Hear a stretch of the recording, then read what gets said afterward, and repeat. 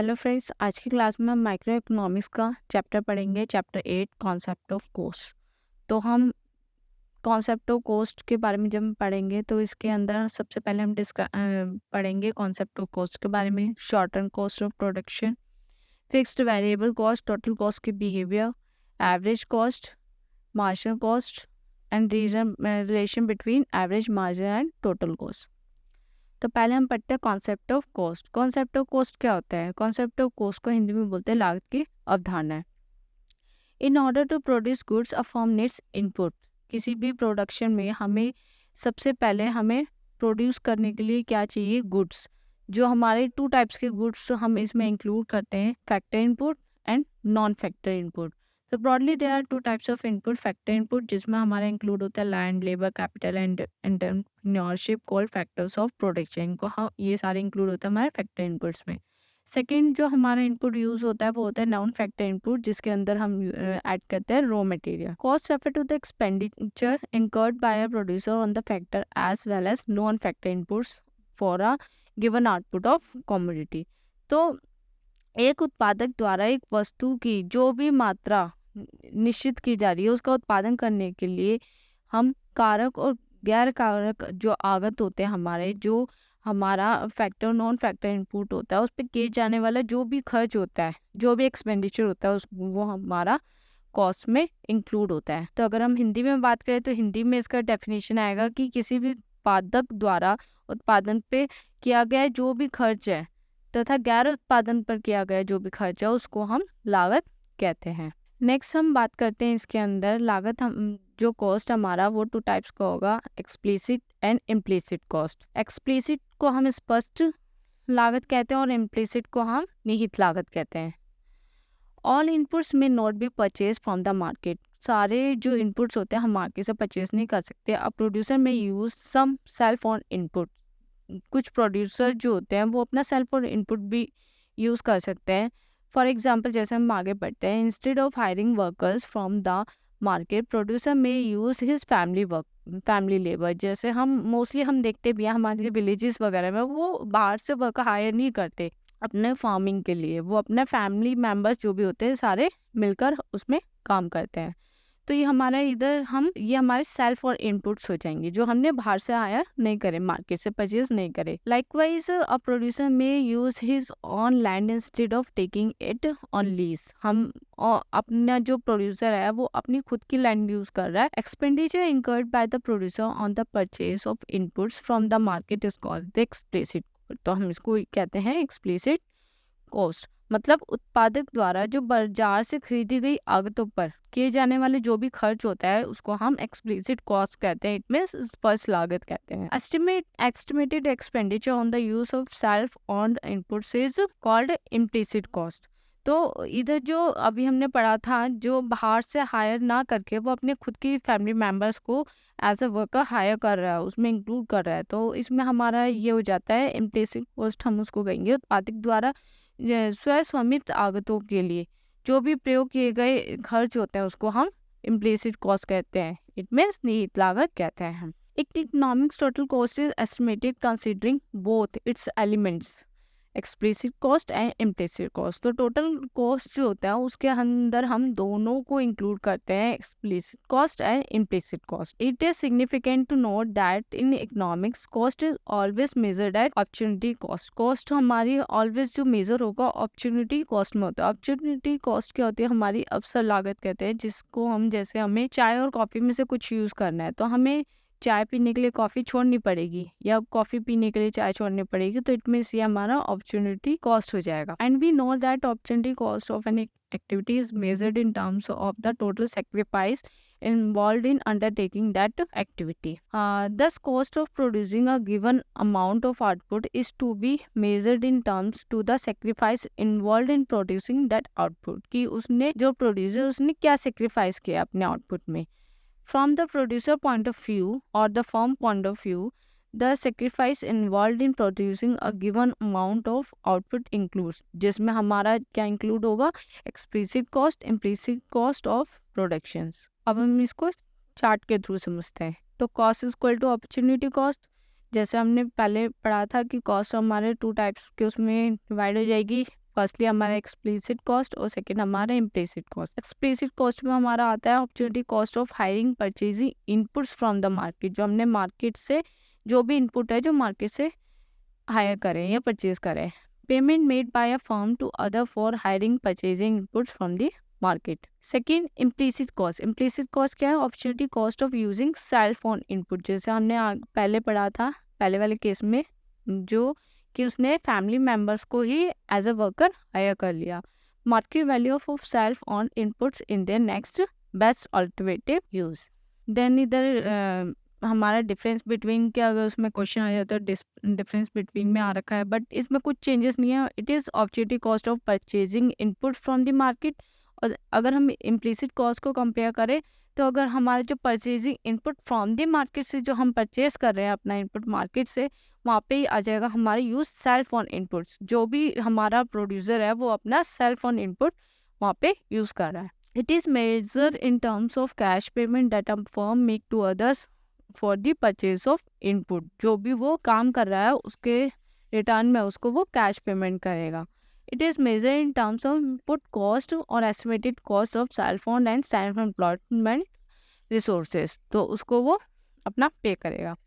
Like for example wages paid to the workers, payment of electricity bill, उसने जो भी workers हैं उनको वेजेस पे करे हैं और हमारे इलेक्ट्रिसिटी बिल का पेमेंट करा है, ये हमारा एक्सप्लिसिट कॉस्ट में इंक्लूड हो जाएगा। और इम्प्लिसिट कॉस्ट के बारे में बात करते हैं, estimated rent on entrepreneur on building, estimated interest on entrepreneur on capital.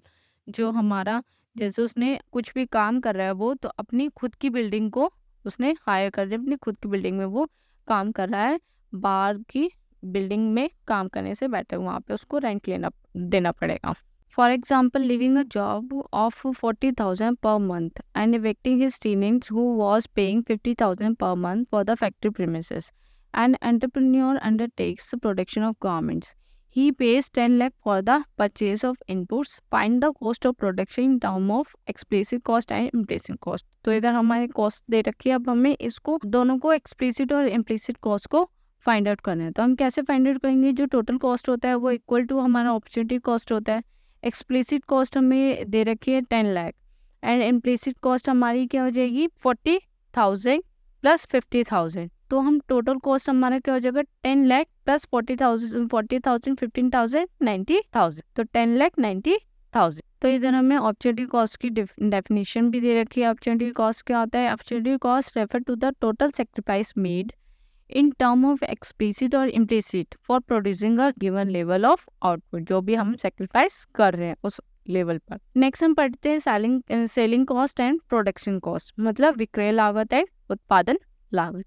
Selling cost are different from production cost. जो सेलिंग कॉस्ट होती है वो डिफरेंट होती है हमारी प्रोडक्शन कॉस्ट से। Selling cost refer to the expenditure incurred by the producer to promote. इसको जो सेलिंग कॉस्ट के अंदर वो इंक्लूड होता है, जैसे हमने कुछ ऐड प्रमोट किया, हम अपना जो भी हमारा प्रोडक्ट है उसको प्रमोट करने के लिए जो भी हम ऐड दे रहे हैं या कुछ भी एडवर्टाइजमेंट कर रहे हैं तो वो हमारा सेलिंग कॉस्ट के अंदर इंक्लूड हो जाएगा। Like for example expenditure on advertisement.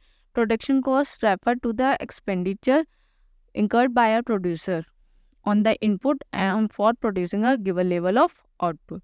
तो हमारा उत्पादन लागत से अभिप्राय होता है कि उत्पादन द्वारा उत्पादन प्रक्रिया में जो भी प्रक्रिया में प्रयोग किए गए सभी कारक और गैर कारक आगतों पर किए जाने वाला जो भी खर्च है, जो भी हमारा एक्सपेंडिचर है उसको हम इंक्लूड करें।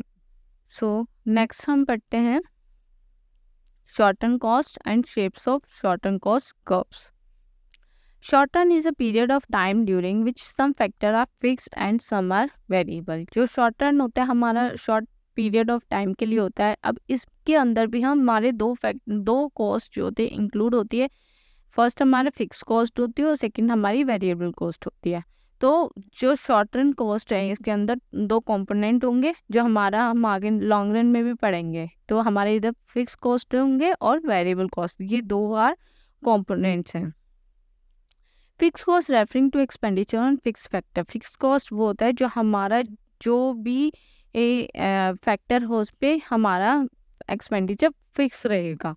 अगर हम हिंदी में बात करें तो फिक्स कॉस्ट को हम कहते हैं बंदी लागत। तो बंदी लागत मतलब जिनसे प्राय वे बंधे हुए कारकों पर होने वाला व्यय है होता है, मतलब एक्सपेंडिचर होता है, जो हमारा फिक्स ही रहेगा, चाहे हमारा आउटपुट हाई हो चाहे हमारा लो हो या फिर हमारा जीरो हो, हमारा जो फैक्टर होगा वो फिक्स्ड ही रहेगा। और कुछ फैक्टर हमारे कुछ जो कॉस्ट होती है हमारी वेरिएबल कॉस्ट होती है। तो variable cost referring to expenditure on variable factor. तो वेरिएबल कॉस्ट को हम हिंदी में बोलते हैं परिवर्ती लागतें। परिवर्ती लागतें से अभिप्राय होता है कि परिवर्ती कारकों पर होने वाला जो भी व्यय होता है। ये वेरिएबल कॉस्ट हमारा अप डाउन होता रहता है। अगर हमारा प्रोडक्शन हाई जाता है तो ये भी हाई हो जाएगा, हमारा प्रोडक्शन लो जाता है तो हमारा वेरिएबल कॉस्ट भी लो हो जाएगी। सो टीसी को हम बोलते हैं टोटल कॉस्ट, टीएफसी को बोलते हैं टोटल फिक्स कॉस्ट, टीबीसी को बोलते हैं हम टोटल वेरिएबल कॉस्ट। हिंदी में बोलते हैं टीसी को कुल लागत, कुल बंदी लागत, कुल परिवर्ती लागत। तो अगर हमें टीसी फाइंड आउट करना है तो हमें टीएफसी और टीबीसी गिवन होगा, तो इन दोनों को ऐड करके हमारा टोटल कॉस्ट निकल आएगा, जो हम आगे न्यूमेरिकल में सॉल्व करेंगे। नेक्स्ट हम फिक्स कॉस्ट के बारे में और पढ़ते हैं। Fix cost are those cost which are related to use of fix factor. Fix cost वो होती है जो हमारा फिक्स फैक्टर पे यूज होती है, मतलब अल्पकाल में स्थिर जो कारक होते हैं उनकी लागतों में स्थिर लागत को कहा जाता है fix cost. These costs do not change with the change in the volume of output. Fixed costs are incurred even when output is zero. Let us take an illustration. In a carpet manufacturing firm, a machine is installed as a fixed factor. Machine को हमने install करा as a fix factor में। जैसे हमने आगे इधर पढ़ा हुआ है कि हमारा फिक्स कॉस्ट हमारा फिक्स्ड ही रहेगा, चाहे हमारा आउटपुट जीरो हो या हमारा आउटपुट बहुत ज़्यादा हो। तो हमारा इधर जो फिक्स फैक्टर है हमने एज्यूम करा इधर मशीन को। Let us assume that it can make 6 carpet a day. जो हमारा मशीन है वो 6 कारपेट पर डे हमारे को प्रोडक्ट करेगी, प्रोडक्शन में देगी। And that the cost of hiring the machine is 500 per day. अब जो मशीन की हायरिंग है, जो हमें पर डे उसको पे करना है, वो हमें 500 पर डे पे करना है। Obviously 500 per day is the fix cost. तो ये जो 500 है ये हमारा फिक्स कॉस्ट हो गया। That the producer has to incur even when no carpet is made in a day. अगर हमें हमारा एक भी कारपेट पर डे प्रोड्यूसर ने नहीं करा है तो हमें तब भी 500 पे करना है। अगर उसने between 0 to 6 carpet in a day उसने निकाला है तो fix cost would be remain 500। तो 500 ही रहेगा, चाहे हमारा जो आउटपुट है वो 0 हो, चाहे हमारा आउटपुट 1 हो, 2 हो, 3 एसेट्रा। So these cost are also called supplementary cost, overhead cost और इनडायरेक्ट कॉस्ट। तो हम जो इनको बोलते हैं हम supplement cost, overhead cost and indirect cost fix cost को। Principal concept components of fix cost हमारे क्या क्या प्रिंसिपल्स हैं। Expenditure on machine and plant, licence fee, expenditure on land and building, wages and salary of permanent staff, ये हमारे fix उसमें use होंगे। तो हम टेबल के थ्रू समझते हैं। टेबल में क्या है, concept of fix cost and the shape of fixed cost curve. हम इसको टेबल और इसका कर्व दोनों में समझेंगे। देखिए, जैसा हमारी यूनिट ऑफ आउटपुट है और ये हमारा टोटल फिक्स कॉस्ट है। जब हमारा आउटपुट 0 है तब भी हमारा जो टोटल फिक्स कॉस्ट है वो 10 है। हमारा आउटपुट 1 है तब भी हमारा टोटल फिक्स कॉस्ट 10 है। हमारा आउटपुट 2 है तब भी हमारा टीएफसी 10 है। तो कुछ भी हो, 6 है तब भी हमारा टीएफसी 10 है। तो ये रिमेन सेम होता है। अब हम इसको ग्राफ पे शो करते हैं। Indicates the fix cost remain constant at all levels of output when output is 0 unit fix cost 10। When it increase to 2 और 4 और 6 unit even the total fix cost is 10। तो हमारा आउटपुट 1 होगा तब भी हमारा 10 रहेगा टीएफसी, 2 है तब भी 10 है, 3 है तब भी ये 10 है। तो TFC is horizontal line parallel to X axis. ये हमारा जो एक्स एक्सिस होता है उसके ऑलवेज पैरेलल रहते हैं। Showing that total fix cost is constant at all levels of output, it is 10 even when output is 0। तो अब हम पढ़ते हैं fix cost and fix factors of production के बारे में। फिक्स कॉस्ट होता है हमारा स्थिर लागतें मीन्स बंधी लागतें, फिक्स फैक्टर को फैक्टर्स ऑफ प्रोडक्शन होता है हमारा उत्पादन के स्थिर कारक। तो fix cost refer to the expenditure incurred by the producer on the fix factor of production like plant and machinery. वो हमारा फिक्स फैक्टर है जो हमें यहाँ पे वो एक्सपेंडिचर कर रहा है हमारा। By definition, the application of these factors cannot be changed during the short period. Therefore, fixed costs are constant cost of short periods. Since fixed factors are purchased before production actually start, fixed costs are incurred even when output is zero. जो fixed cost होता है वो हमारा पहले से ही start हो जाता है जब हमारा प्रोडक्शन एक्चुअली स्टार्ट भी नहीं हो रखा होता, तब से हम उसको पे करते हैं। नेक्स्ट हम पढ़ते हैं वेरिएबल कॉस्ट के बारे में। वेरिएबल कॉस्ट को हम बोलते हैं परिवर्ती लागतें। Variable cost are those cost which are related to use of variable factor. तो वेरिएबल कॉस्ट वो होते हैं जो हमारे वेरिएबल फैक्टर में यूज हो रहे होते हैं। तो हिंदी में अगर हम समझे तो कहेंगे कि जो उत्पादन के प्रवृत्ति कारकों के प्रयोग के लिए जो भी खर्च करने वाली लागत होती है उनको हम प्रवृत्ति लागत कहते हैं, मीन्स वेरिएबल कॉस्ट कहते हैं। Variable costs refer to the expenditure incurred by the producer on use of variable factors of production. These costs change with change in the volume of output. जो ये cost होती है, variable cost होती है, ये volume of output के साथ साथ change होती रहती है। As output increase, these costs also increase. As output decrease, these costs are also decrease. अगर हमारा output increase हो रहा है तो हमारा cost भी increase होगा। अगर हमारा आउटपुट डिक्रीज हो रहा है तो हमारा ऑब्वियसली कॉस्ट भी डिक्रीज होगा, क्योंकि हम इधर किसके बारे में पढ़ रहे हैं, वेरिएबल कॉस्ट के बारे में।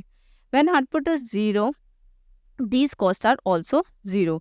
These cost is called the prime cost और डायरेक्ट कॉस्ट। तो हम वेरिएबल कॉस्ट को प्राइम कॉस्ट और डायरेक्ट कॉस्ट भी कहते हैं। और अगर हमारा फिक्स फैक्टर में हमने क्या पढ़ा था फिक्स कॉस्ट में, कि हमारा जब वेरिएबल जीरो, हमारा आउटपुट जब जीरो होगा तब भी हमारा जो फिक्स कॉस्ट है वो हमें पे करनी पड़ेगी।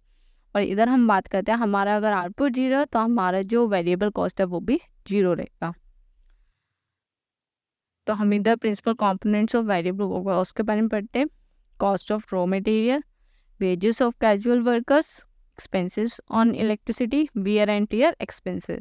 तो अब हम इसको टेबल और वेरिएबल कॉस्ट कर्व के थ्रू इसको एक बार समझ लेते हैं। जब हम ये हमारा टेबल है यूनिट ऑफ आउटपुट का, ये हमारा टोटल वेरिएबल कॉस्ट है, means TVC. Unit of output जब हमारा जीरो है तो हमारा टीवीसी भी हमारा जीरो होगा। अगर इधर 1 है देन इधर 10। तो इधर इंक्रीज हो रहा है तो इधर भी हमारा इंक्रीज ही होगा। अगर हम डाउनवर्ड से देखें या अपवर्ड से देखें तो हमारा ये इंक्रीज और डिक्रीज का हमारा सेम रहेगा। देखिए टोटल वेरिएबल कॉस्ट को अगर हम कॉस्ट से करते हैं तो ये हमारा इंक्रीज के उसमें शो हो रहा है। तो TVC increase with increase in output, it is 10 when output is 1। जब हमारा ये जो आउटपुट है एक्स एक्सिस पे हमारा आउटपुट हम शो कर रहे हैं और वाई एक्सिस पे हम टीवीसी शो कर रहे हैं। तो जब हमारा आउटपुट 1 है तो ये टीवीसी हमारा 10 शो करेगा। जब हमारा 2 है तो हम ग्राफ में इधर 18 शो कर रहे हैं। Then X axis show unit of output, ये जो एज यूजुअल मैंने आपको बता दिया। Y axis shows total variable cost. TVC is an upward sloping curve implying the total variable cost tends to increase with increase in output.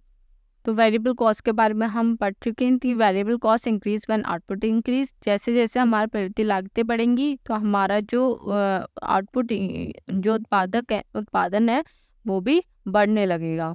And decrease when output decrease, जैसे हमारा variable cost है ये decrease होगा तो हमारा output भी decrease होने लग जाएगा। When output is zero, variable cost are also zero. तो एक बार हम इसको हिंदी में समझ लेते हैं। फिक्स कॉस्ट मीन्स स्थिर लागतें, वेरिएबल कॉस्ट मीन्स परिवर्तन लागतें। स्थिर लागतें वो होती है जो हमारा स्थिर वह लागत जिसमें उत्पादन की मात्रा में परिवर्तन होने के साथ परिवर्तन नहीं होता।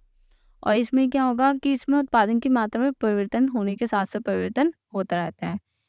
इसमें हम बात करते हैं कि हमारा जो स्थिर लागतें हैं वो चेंज नहीं होती, चाहे हमारा उत्पादन जीरो हो, चाहे बढ़े या घटे या जीरो हो। और इस परिवर्तन लागतें में हमारा वो होता है कि हमारा उत्पादन मतलब परिवर्तन लागतें वो होती हैं जिसमें उत्पादन बढ़ने पर ये लागतें बढ़ती हैं और कम होने पर ये लागतें कम होती चली जाती हैं। स्थिर लागतें, अगर हमारा उत्पादन शून्य है तब भी ये हमारी स्थिर लागतें हमें सेम रहेगी, कांस्टेंट रहेगी, स्थिर रहेगी। और हमारे परिवर्तन लागतें वो होती हैं जिसमें हमारा जो उत्पादन शून्य होने पर ये लागतें हमारी क्या हो जाती है, शून्य हो जाती हैं। स्थिर लागतें हमारी हम तब से पे करने लग जाते हैं जब से हमने एक्चुअली स्टार्ट भी नहीं किया होता काम। और जो परिवर्तन लागत है वो हम अपना उत्पादन स्टार्ट होने पर ही स्टार्ट करते हैं। तो नेक्स्ट हम पढ़ेंगे behaviour of fix cost, variable cost and total cost and the shape of TC curve as the aggregate of TFC and TVC curves. Behavior of fixed cost, variable cost and total cost are the shape of TC curve as the aggregate of TFC, TVC curves is explained with the reference table number 3 and figure 3, जिसमें हम इसको अभी समझेंगे इस table और figure के through. Like हमारा output 0 से स्टार्ट है, हमारा फिक्स कॉस्ट क्या है 10 और वेरिएबल कॉस्ट हमारा 0। जैसे हमने आगे पहले पढ़ा था कि हमारा आउटपुट 0 होगा तब भी हमारा फिक्स कॉस्ट स्टार्ट हो चुका होगा ऑलरेडी, तो 10 है और हमारा आउटपुट 0 है तो हमारा इधर क्या है, वेरिएबल कॉस्ट 0। तो टीसी क्या होता है, TC is the sum of TFC and TVC. 10 plus 0 10, 10 plus 10 20, 10 plus 18 28। तो हम इधर ग्राफ में शो कर लेते हैं। एक्स एक्सिस पे हम आउटपुट शो कर रहे हैं हमारी और वाई एक्सिस पे हम TC, TVC and TFC show कर रहे हैं। तो ये हमारा जो कर्व है वो टोटल कॉस्ट का कर्व हो जाएगा। ये वाला जो हमारा ग्रीन से शो करा है ये हमारा टीएफसी की लाइन है, ये हमारी टीवीसी की लाइन शो कर रही है और ये सम है टीएफसी एंड टीवीसी का। तो अगर हम ग्राफ के थ्रू समझे तो TC is equal to TFC plus TVC. तो total cost is the sum of TFC and TVC. TFC is constant at all levels of output. TVC is increase as output increase. TC is parallel to TVC. It shows that the difference between TC and TVC. तो वहीं अगर हम इसको हिंदी में समझें तो TFC उत्पादन के सभी स्तरों पर स्थिर रहती है।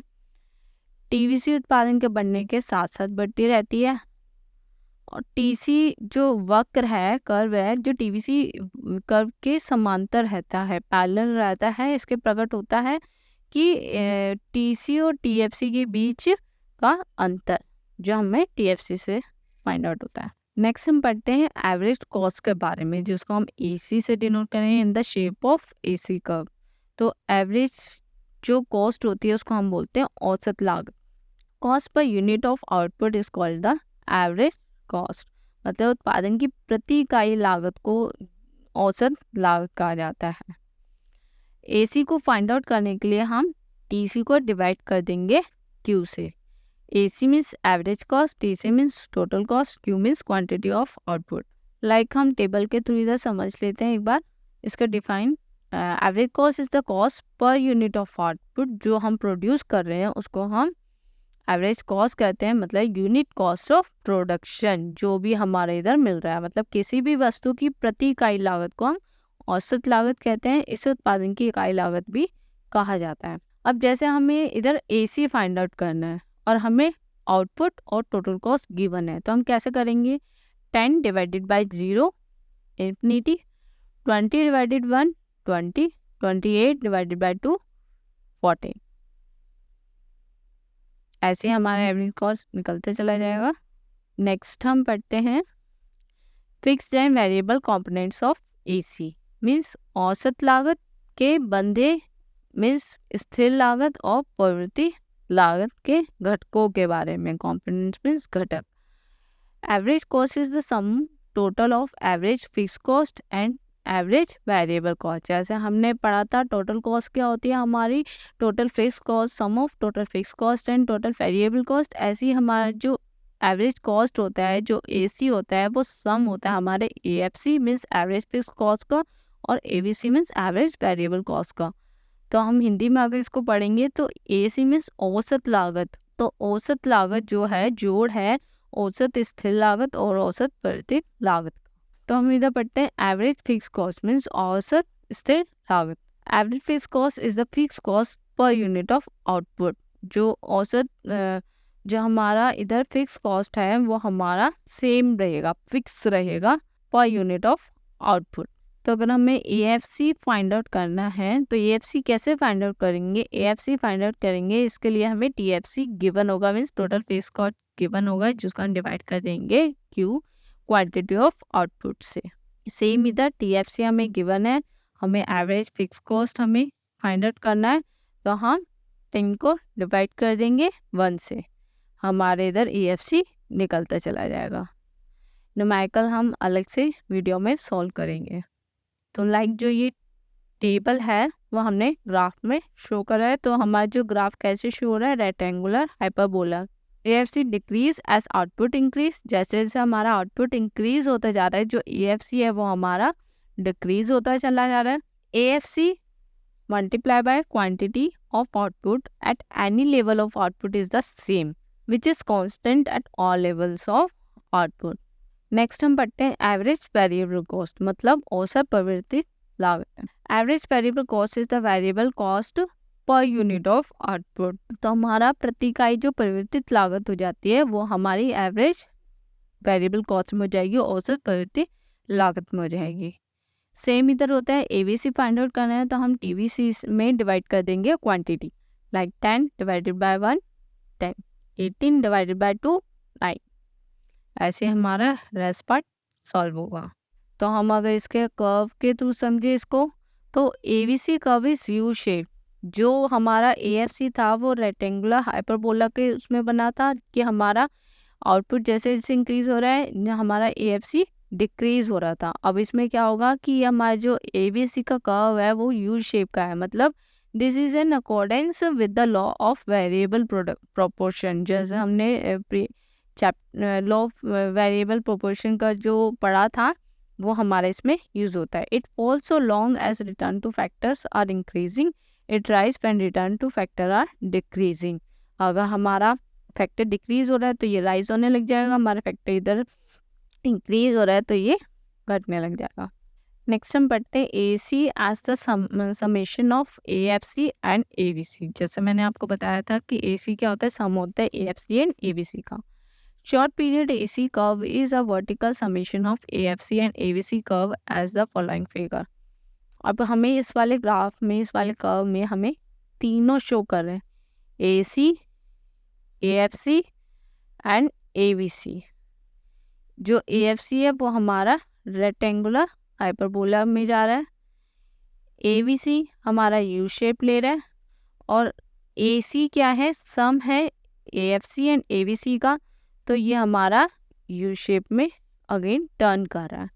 नेक्स्ट हम पढ़ते हैं marginal cost means MC and the shape of MC curve. Marginal cost क्या होती है, मीन्स सीमांत लागत। मार्जिनल कॉस्ट को हिंदी में पढ़ते हैं सीमांत लागत।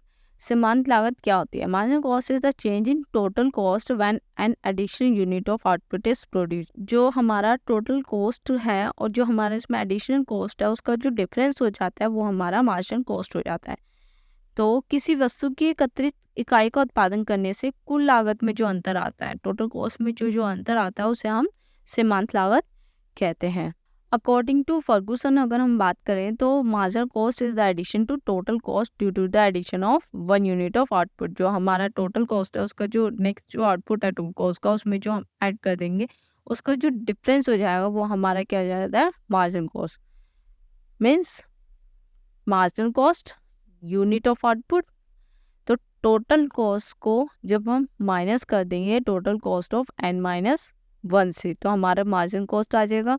और अगर हमें ये इस मार्जिनल कॉस्ट के दो फॉर्मूले होते हैं, मार्जिनल कॉस्ट एक तो हमारा ऐसे फाइंड आउट हो जाएगा और सेकंड हमारा फाइंड आउट होगा MC square to delta TC divided by delta Q। Delta वो डेल्टा जो होता है हम इसको बोलते हैं चेंज इन आउटपुट।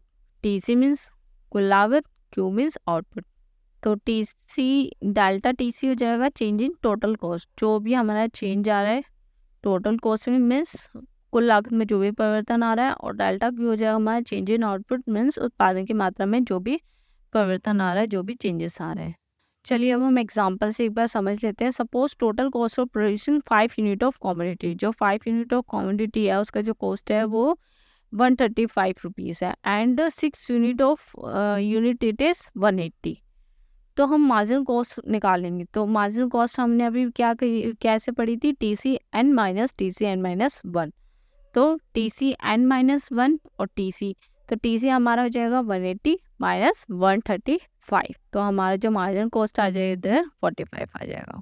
अगर हम इसको टेबल के थ्रू समझे तो फर्स्ट में हमें आउटपुट दे रखे, मीन्स हमारी यूनिट हो रखी है इधर T F C, T V C, T C and marginal cost.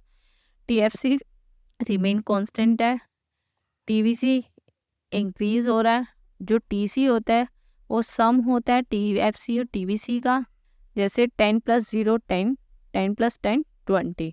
और अगर हम मार्जिनल कॉस्ट के बारे में मार्जिनल कॉस्ट के बारे में समझे, इसको कैसे फाइंड आउट करेंगे, तो फर्स्ट हमारा ब्लैंक होगा क्योंकि इसके ऊपर कुछ भी नहीं है 10 से। इधर कैसे आएगा 20 minus 10, means T C N minus T C N minus 1 equal to 10। T C N minus T C N minus 1, 28 minus 28। तो हमारा ऐसे मार्जिनल कॉस्ट निकल आता है। अगर हम इसके कर्व के बारे में समझे तो एक्स एक्सिस पे हमने आउटपुट शो करें हमारे, वाई एक्सिस पे हमने मार्जिनल कॉस्ट शो करी है। जो एमसी होता है मार्जिनल कॉस्ट होता है उसका कर्व क्या होता है, यू शेप का होता है। The MC is U shaped in accordance with the law of variable proportion. Initial MC is falling. It is behave MP tends to rise when there are increasing return to factor. Subsequently, MCs tend to rise. It is because MP tends to fall when there are diminishing returns to our factors. तो हम law variable factor जो होता है वो यहाँ पे use हो रहा है। अब हम इधर समझते हैं एक चीज और, MC is variable cost only, means जो सीमांत लागत है वो केवल परिवर्तित लागत है। ये आती तो नहीं है बट एक बार हम इसको समझ लेते हैं। It needs to be noted with emphasise that MC is an additional cost. जो एमसी होता है एडिशनल कॉस्ट होता है। By definition additional cost can not be fix cost, ये हमारे फिक्स कॉस्ट नहीं होता, it can only be variable cost. ये हमारे वेरिएबल कॉस्ट के थ्रू ही हमें पता चलेगा। According the sum total of marginal cost corresponding to different unit of output becomes TVC, means जो हमारा मार्जिनल कॉस्ट है वो इक्वल होगा टीवीसी में। तो मार्जिनल कॉस्ट का जो भी हमारा होगा वो इक्वल होगा हमारा टीवीसी के। तो अगर हम ग्राफ के थ्रू समझे तो ये जो हमारा पार्ट है वो टीवीसी है, और ये जो हमारा यू शेप का जा रहा है वो हमारा MCA means marginal cost. O L level of output means O L level of output area under MC curve O L S के, जो ये ओ एल एस के इसको कवर कर रखा है, ये हमारा टीवीसी है। This is because TVC is equal to sigma MC. Total variable cost is the sum of total of marginal cost for each unit of given output.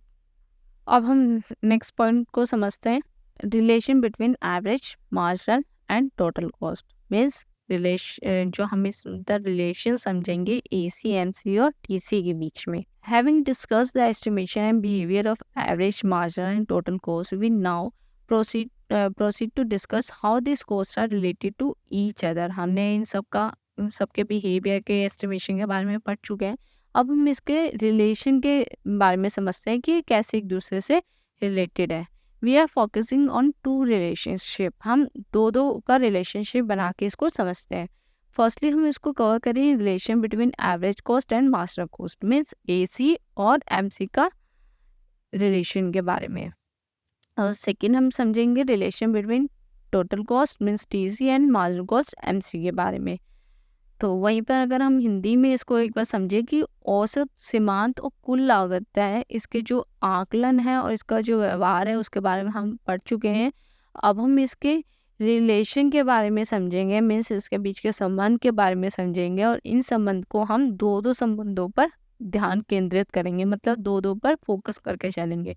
पहला जो हम संबंध समझेंगे वो एवरेज कॉस्ट मीन्स औसत लागत और सीमांत लागत के बीच में, और दूसरा जो संबंध समझेंगे हम कुल लागत और सीमांत लागत के बीच से समझेंगे। तो फर्स्ट हम समझेंगे relation between average cost and marginal cost means संबंध किसका हम बारे में पढ़ रहे हैं, औसत लागत और सीमांत लागत के बीच में। तो टेबल और ग्राफ दोनों को लेके समझते हैं। जैसे ये हमारा आउटपुट गिवन है और टोटल कॉस्ट गिवन है। अगर हम इसे एसी और एमसी के उससे समझेंगे तो रिमेन एसी हम कैसे फाइंड आउट करते हैं, TC divided by Q means output. तो ये हमारी इन्फिनिटी होगा 20 डिवाइडेड 1 20, इसको हम डिवाइड करते चले जाएंगे, हमारा एसी मिलता चला जाएगा हमें। और एमसी कैसे फाइंड आउट करते हैं कि TC N minus TC N minus 1 means 20 में से 10 को सब्ट्रैक्ट करेंगे, हमारा आंसर आ जाएगा। तो relation between AC and MC, when AC is falling MC is lower than AC। जब AC हमारा फॉल कर रहा है मीन्स AC जब हमारा गिर रहा है तो जो हमारा सीमांत लागत है वो भी हमारा औसत लागत से कम है। जैसे आप देख रहे हो ग्राफ में, जो हमारा ये औसत लागत है, ये सीमांत लागत कम है हमारा औसत लागत से। When AC is rising, जब AC हमारा इधर ये राइज कर रहा है, then MC is also is greater than AC। जो MC है वो greater than है AC से। ये हमारा AC का लाइन है, कर्व है, और ये हमारा MC का कर्व है, ये इसके ग्रेटर है। When AC is constant as at point E, जब हमारा AC constant है, MC is equal to AC, इधर हमारा E पॉइंट पे ये हमारे इंटरसेक्ट कर रहे हैं। MC is always to the left of AC, जो MC है वो AC के ऑलवेज लेफ्ट में रहेगा। And cut AC from its lowest point, और जो AC को ये सबसे लोएस्ट पॉइंट पे कट करेगा MC। इसको हम समझते हैं 3 पॉइंट के through. When AC falls MC is lower than AC, means जब औसत लागत घटती है तो सीमांत लागत औसत लागत से कम होती है। यह हम फर्स्ट उसमें पॉइंट में समझ चुके हैं। Second, when AC rises MC is greater than AC, जब औसत लागत बढ़ती है तब सीमांत लागत औसत लागत से अधिक होती है। जैसे हमने देखा था, जब औसत लागत बढ़ती है तो सीमांत उससे अधिक हो रही। MC cut AC as its lowest point, जो MC है वो AC के लोएस्ट पॉइंट पे कट कर दिया। तो ये जो रिलेशन है ये ग्राफ के थ्रू समझाना पड़ेगा, ग्राफ इसमें इम्पोर्टेंट रोल प्ले करेगा। वहीं पर अगर हम रिलेशन समझे, relationship between ABC and MC को लेके, तो रिलेशन बिटवीन ABC औसत परिवर्तित लागत एंड MC सीमांत लागत is similar to the relationship between AC और MC। ये दोनों सिमिलर होते हैं, जैसे हमने AC MC के बारे में पढ़ा अभी से।